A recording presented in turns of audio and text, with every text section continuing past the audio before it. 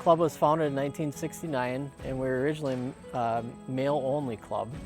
And the original designer was Charles Maddox. In 2014, the club went through a major renovation, and we hired Ron Pritchard.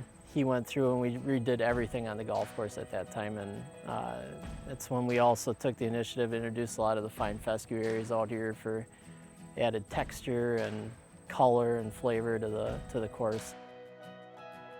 When we did the design work, our corridors, we wanted our playing corridors to be no less than 66 yards wide if we were going to have a fescue border.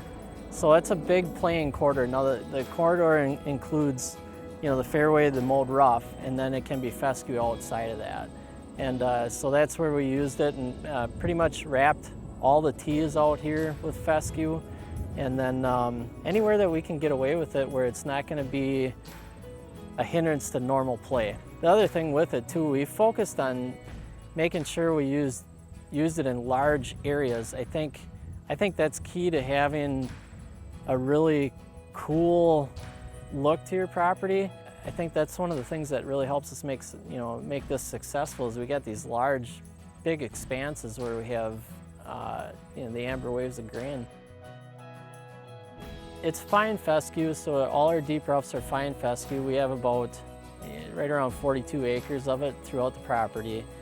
Our blend is a combination of hard fescue, sheep's fescue, blue fescue, and then some chewings in there. The chewings fescue, I think it adds a little bit of body. I think we get a lot of height in our seed heads from the chewings fescue, whereas the sheeps and the hards they help us keep everything thin.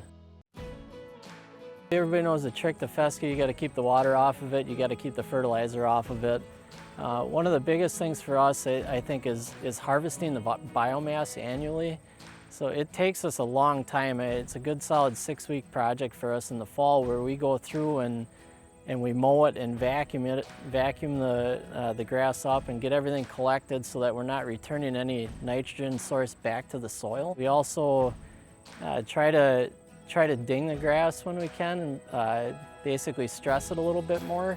Certain times of the year, whether it's frost mowing in the spring and the fall when it's under stress with frost, that'll set it back a little bit more. And just there are some areas that we'll cut extra short to try to stress the grass a little bit more spring and fall so that we know we're not going to be so thick come the following season. When we were permitted to do the project was the introduction of buffer zones around our ponds.